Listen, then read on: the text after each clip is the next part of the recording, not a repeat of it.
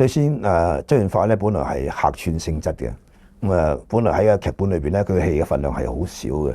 但係結果一路拍嘅時候就發覺喺佢嗰方面咧，因為我個人咧，我每拍一部戲咧，我都會代入一個演員，代入一個角色，就希望由嗰個角色咧就代表我，同埋將我心中嘅嗰個思想感情咧係表現出嚟。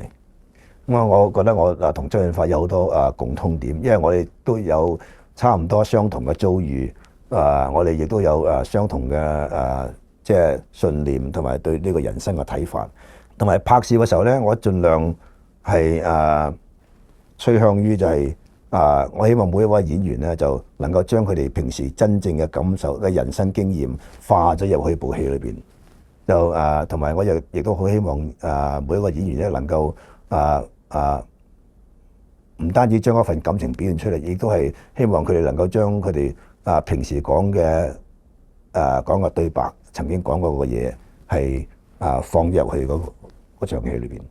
所以譬如有一場戲咁周潤發同狄龍兩個喺山上邊講嗰段對白咁啊。阿媽，你死都死好唔好？唔好講啊！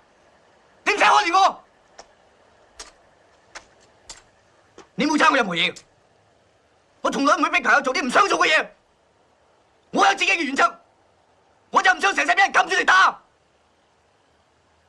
你好中意同人慳咩？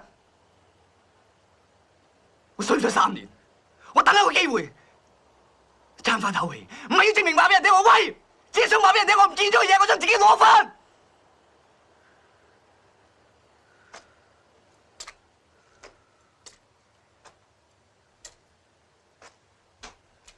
睇下你前面，睇下你自己似乜嘢？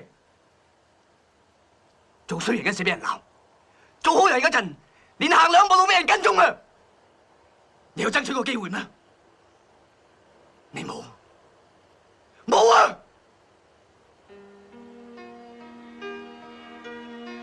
我唔想學你，